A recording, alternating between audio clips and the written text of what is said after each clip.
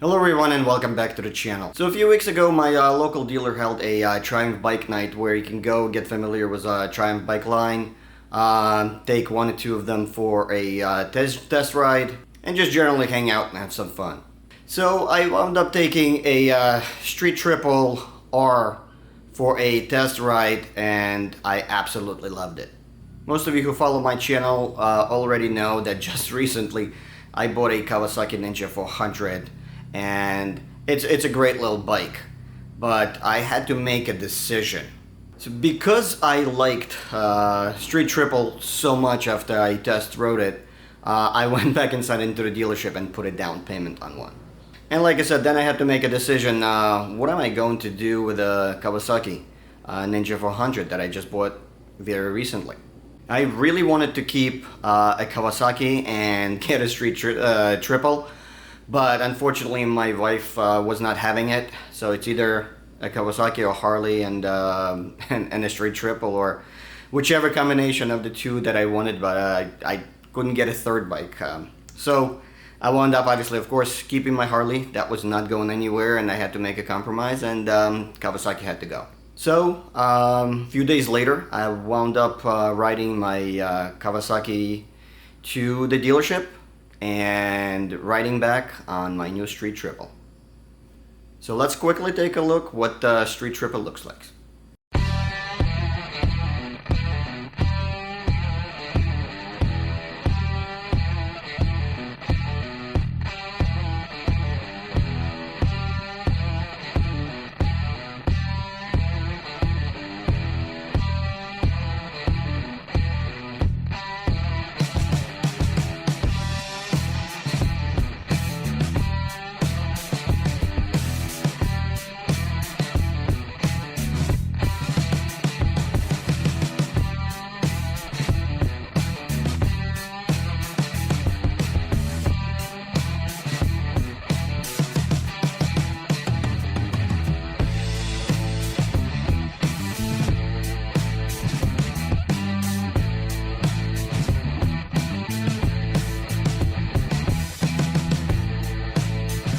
So just until recently, right before I went for a test ride of the Triple, I found out that Triumph makes several different versions of the Street Triple. So they have a Street Triple R, Street Triple RS, and a Street Triple R Low right from the factory. So basically what they do is they provide you with a lower seat and a lower suspension right from the manufacturer.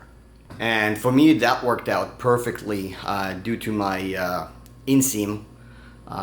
Basically, the Street Triple R Low is the same exact inseam height as it was on the Kawasaki Ninja 400, which again makes it perfect for someone, you know, my height, and even more so someone with my inseam size. I am 5'4" with a 28-inch inseam, and I have no problem tippy-toeing on both sides of the bike. Now I typically now ride with stopping on with just one foot on the left side and my right foot on the brake, but if I need to have both my feet planted on the ground, I have no problem with keeping my, like I said, on the balls of my feet on both sides. So now let's quickly discuss what I love about this bike and some of the plans that I have for the bike in the near future. Not to get into too many specs, but a Triumph Street Triple R 765 is a 3-cylinder 765cc motor with 116 horsepower and 57 foot-pounds of torque. And to put it in perspective with the weight, it only weighs about 370 pounds dry. So that is right in line with a Kawasaki Ninja 400 with a substantially more horsepower and torque, which makes this bike an absolute blast to ride. Yeah, this thing gets up and goes very quickly. So yeah, number one on my list is definitely the engine. And the sound that it makes is absolutely fantastic. Now it does have to go through a break-in period, so I cannot rev it too much, but here's a quick clip of what the stock exhaust sounds like.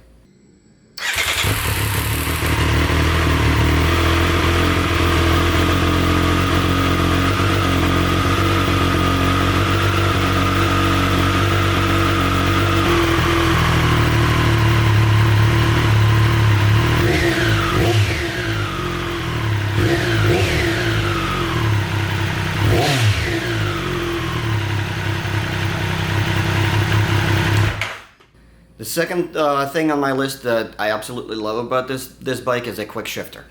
It does do quick shifts up and down.